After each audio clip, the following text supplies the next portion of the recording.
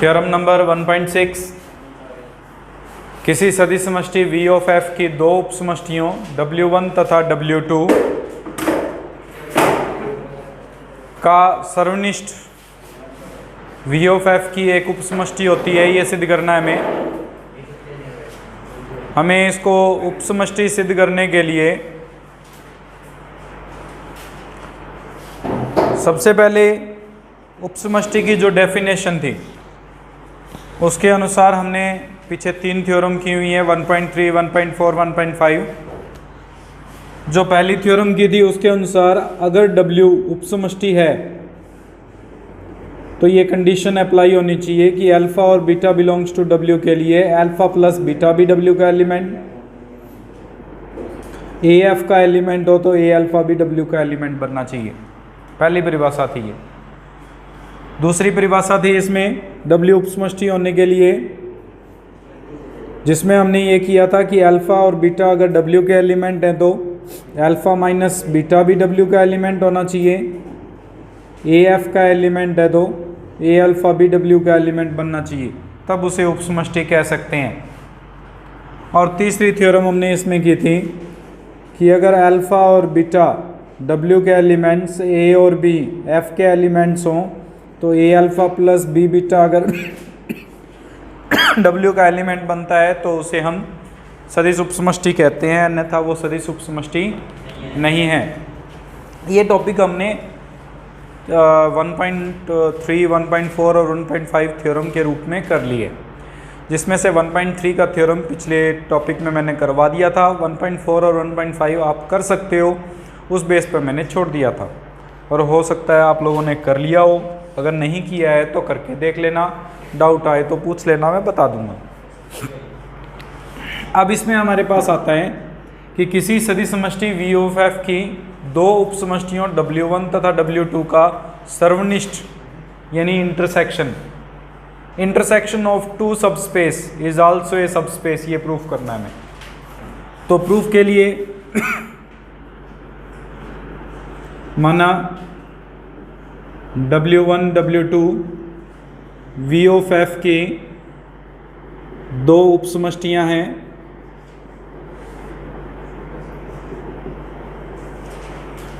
सिद्ध करना है W1 intersection W2 V of f की उप समष्टि है। इसको सिद्ध करने के लिए अल्फा और बीटा दो W1 इंटरसेक्शन W2 के एलिमेंट A और B F के एलिमेंट लेके चलेंगे, और लास्ट कंडीशन के अकॉर्डिंग अगर ये प्रूफ कर दें कि A alpha plus B beta जो है वो भी W1 इंटरसेक्शन W2 का अवयव है, तो प्रूफ हो जाएगा कि W1 इंटरसेक्शन W2 उप समष्टि है। प्रूफ करने के लिए अगर अल्फा और बीटा इन दोनों के इंटरसेक्शन में है तो इसका मतलब अल्फा और बीटा W1 में भी होंगे एंड अल्फा और बीटा W2 में भी होंगे। W1 जो है वो उप समष्टि है। अगर W1 उप समष्टि है तो AB बिलोंग्स टू F के लिए और alpha beta belongs to W1 के लिए A alpha plus B beta जो बनेगा वो भी W1 का एलिमेंट होगा। इसी प्रकार W2 उप समष्टि है। अगर W2 उप समष्टि है तो AB बिलोंग्स टू F और alpha beta belongs to W2 के लिए A alpha plus B beta भी W2 का एलिमेंट बनेगा। ये एलिमेंट W1 में भी है, W2 में भी है, इसका मतलब A alpha plus B beta जो होगा वो W1 इंटरसेक्शन W2 उप समष्टि है। सिद्ध हो गया ये।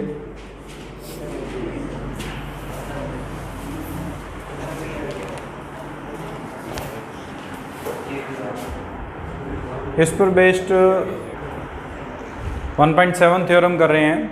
किसी सदिश समष्टि V ऑफ f की दो उप समष्टियों W1 तथा W2 का संघ भी, संघ का मतलब यूनियन, यहाँ हमें ये प्रूफ करना है कि W1 और W2 का यूनियन जो है वो P ऑफ F की उपसमष्टि होगी यदि और केवल यदि W1 सबसेट है W2 का या W2 सबसेट है W1 का। दोनों में से एक कंडीशन बनती है तभी ये उपसमष्टि बनेगी, अन्यथा उपसमष्टि नहीं बनेगी। इसको प्रूफ करने के लिए सबसे पहले हम मान के चलते हैं, दोनों पार्ट प्रूफ करने हैं। W1 union W2, W1 subset है W2 का, ये लेके चलते हैं।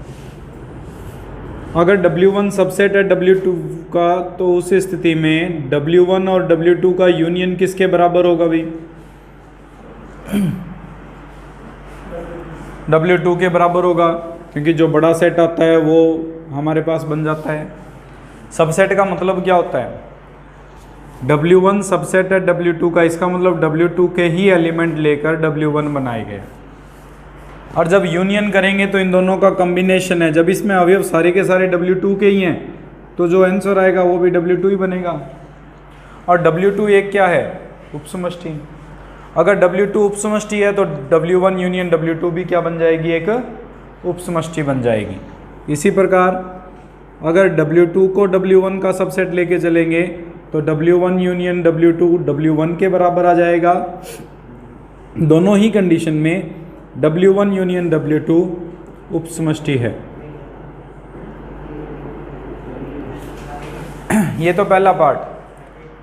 अगर हम ये मान के चलते हैं कि W1 सबसेट है W2 का या W2 सबसेट है W1 का, तो उनका यूनियन सबसेट है। विलोम करेंगे, अब की बार मान के चलेंगे W1 यूनियन W2 उपसमष्टि है, और सिद्ध करेंगे कि या तो W1 सबसेट है W2 का या W2 सबसेट है W1 का। माना W1 सबसेट नहीं है W2 का, इसका अर्थ हुआ कि W1 और W2 में एक एलिमेंट ऐसा है जो दोनों में कॉमन नहीं है। मान लेते हैं अल्फा 1 एक ऐसा एलिमेंट है जो W1 में है, लेकिन अल्फा 1 जो है वो W2 में नहीं है। मान के चल रहे हैं हम एक कंडीशन लेके चल रहे हैं कि W1 जो है अल्फा 1 W1 में है लेकिन W2 में नहीं है, तभी ये सबसेट नहीं बन रहा। तो हमें प्रूफ क्या करना है? अब दो कंडीशन थी।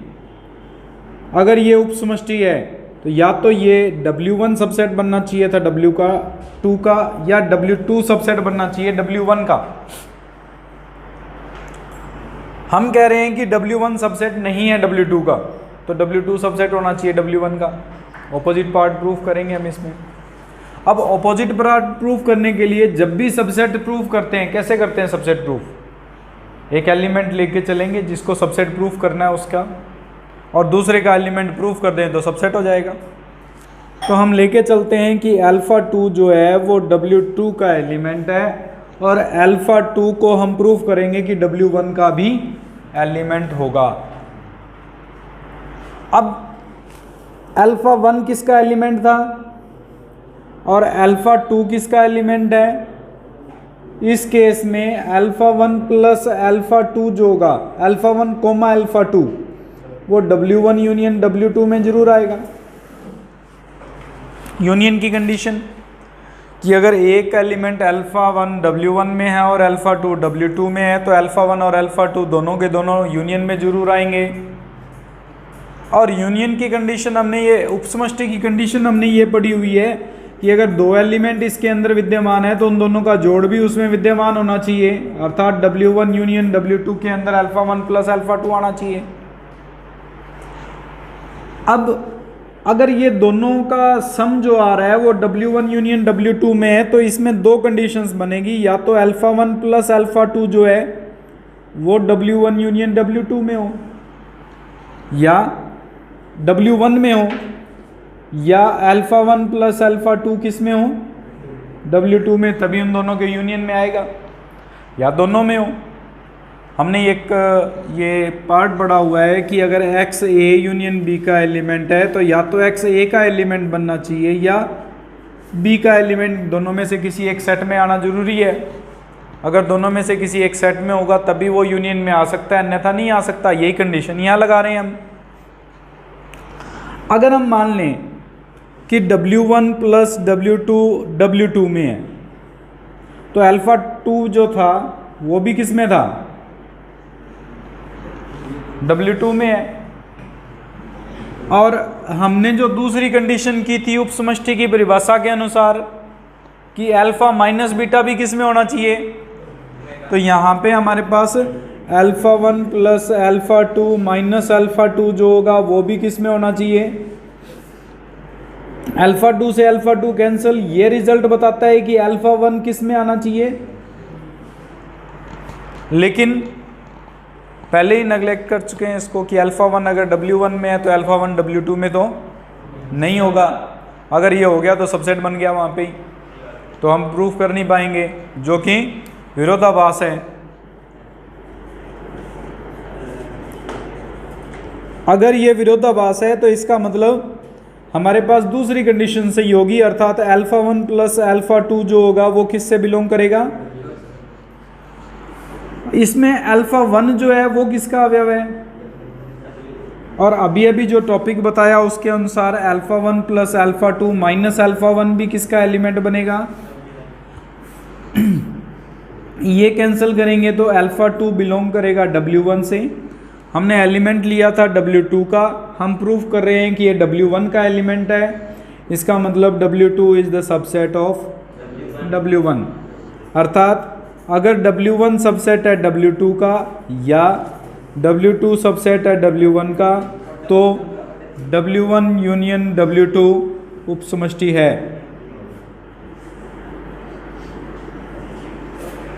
थ्योरम प्रूफ हो गई है।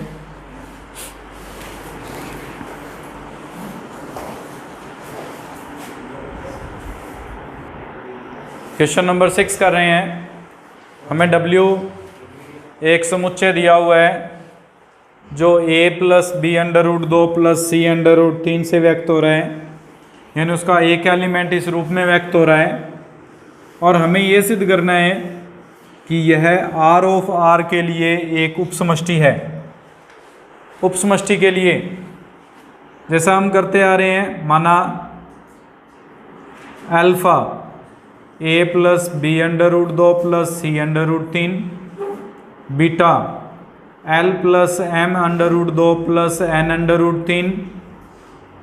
अल्फा और बीटा दोनों एलिमेंट हैं W के, और कोई भी दो वैल्यू P और Q मान लेते हैं R क्षेत्र के अवयव हैं। हम चेक करेंगे क्या P alpha plus Q beta जो है वो भी W का एलिमेंट बनता है या नहीं बनता।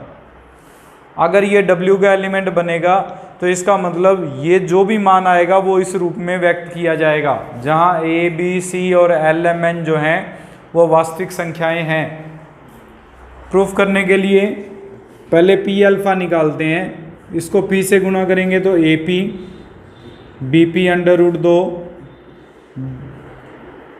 PC under root 3 plus QL QM under root 2 और QN अंडर रूट 3। इसमें AP और QL जुड़ जाएंगे, अंडर रूट 2 कॉमन लें तो BP प्लस QM जुड़ जाएंगे, अंडर रूट 3 कॉमन लें तो PC प्लस QN जुड़ जाएंगे। ABC और LMN ये सभी वैल्यूज जो थी वो हमारे पास रियल नंबर्स थी, PQ भी रियल नंबर्स हैं, तो उस स्थिति में AP प्लस QL भी एक रियल नंबर होगा, BP प्लस QM भी एक रियल नंबर होगा, और PC प्लस QN भी एक रियल नंबर बनेगा। अर्थात ये जो भी मान बन रहा है P alpha plus Q beta वो हमारे पास W का अवयव होगा, W ऑफ F उपसमष्टि है, जो सिद्ध करना था।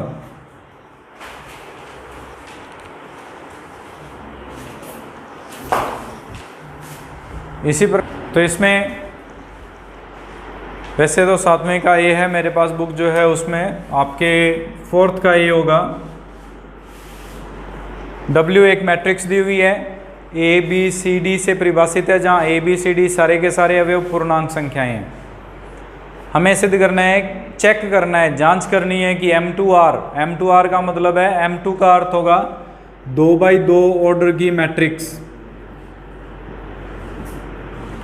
और R का मतलब है वास्तविक संख्याओं पर परिभाषित क्षेत्र को वास्तविक संख्याएं लिया गया है। क्या यह एक उपसमष्टि है या नहीं है, वो चेक करना है। उपसमष्टि के लिए 2 अवयव लेके चलते हैं, A B C D, beta ले लेते हैं E F G H, ये दोनों एलिमेंट हैं W के। 2 वास्तविक संख्याएं ले लेते हैं, वास्तविक संख्याएं मान लो P और Q, 2 वास्तविक संख्याएं, और हम चेक करेंगे कि P alpha plus Q beta का जो मान आ रहा है, क्या वो भी एक W का ही अवयव बनता है या नहीं बनता। W का अवयव बनने या ना बनने के लिए सबसे पहले P का अल्फा से गुणा और फिर Q का बीटा से गुणा और उन दोनों का जोड़ करेंगे। मैट्रिक्स का जोड़ आपको आता है, मैं डायरेक्ट लिख रहा हूँ, AP plus QE, BP plus QF, CP plus QG और DP प्लस HQ। यहाँ A B C D E F G और H ये सारे के सारे पूर्णांक संख्याएं हैं। P और Q वास्तविक संख्याएं हैं। क्या AP प्लस QE एक पूर्णांक होगा? P और Q 2 पूर्णांक वास्तविक संख्याएं हैं, A और E 2 हमारे पास पूर्णांक संख्याएं हैं। क्या वास्तविक संख्याओं को पूर्णांक संख्या से गुणा कर जोड़ने पर एक पूर्णांक संख्या बनेगी? कोई ज़रूरी नहीं है। अगर ये दोनों अपरिमेय संख्याएं ली जाएं, वास्तविक संख्याएं होती हैं, उनका गुणा करके जोड़ेंगे तो हमेशा पूर्णांक संख्या बने, हमेशा पूर्णांक संख्या बने, ये कोई ज़रूरी नहीं है। अगर ये कोई ज़रूरी नहीं है तो इसका मतलब जो P alpha plus Q beta है वो W से संबंधित नहीं है, W उपसमष्टि नहीं है।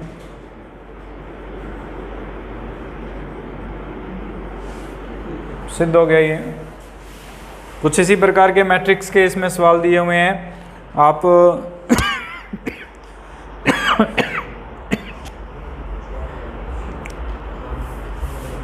ट्राई करके देखोगे या मैं करवाऊँ और मैट्रिक्स वाले सवाल देख लो। ट्राई करनी है तो आपकी मर्जी है, वरना मैं करवा देता हूँ 1-2 सवाल कहो तो।